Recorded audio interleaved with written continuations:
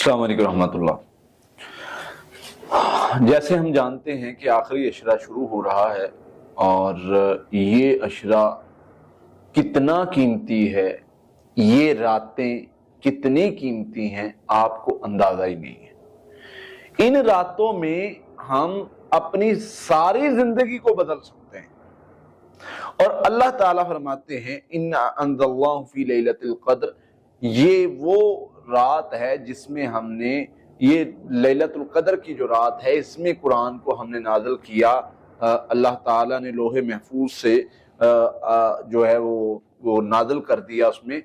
پھر اللہ تعالیٰ فرماتے ہیں کہ یہ وہ راتیں ہیں جن کے بارے میں اللہ تعالیٰ فرماتے ہیں کہ ان راتوں میں ہم اپنے بندوں کو پاک کرتے ہیں۔ نبی صلی اللہ علیہ وسلم فرمایا ان راتوں میں اللہ تعالیٰ سب سے زیادہ لوگوں کو جہنم کی آگ سے آزاد کرتے ہیں۔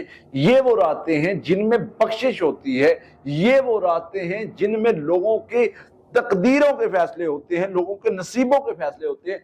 اور اس رات کو اگر بندہ گزار لیتا ہے، اگر بندہ اس رات کو پا لیتا ہے اور اس رات کو عبادت کر لیتا ہے، اس کو پتہ کتنا ثواب ملتا ہے؟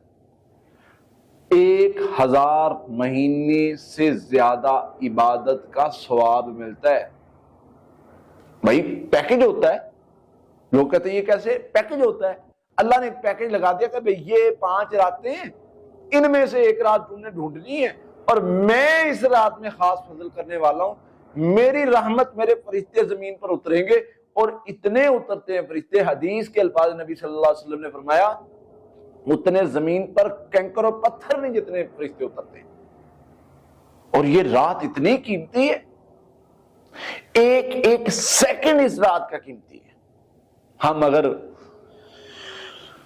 اٹھ بھی جائیں اور نہ بھی سوئیں اور عبادت کی ارادہ بھی کر لیں تو ہماری باتیں نہیں ختم ہوتی۔ اور اس رات کو ضائع نہ کرو، یہ ایک رات آپ کو جنت میں لے جانے کے لیے کافی ہو سکتی ہے، اگر آپ نے اس طرح رات کو گزارا ہو جس طرح رات کو گزارنے کا حق ہے۔ تو یہ آخری عشرے کی طاق راتوں میں آپ جنت میں جانے کا آپ کے لیے آسان آفر ہے، بہترین آفر ہے۔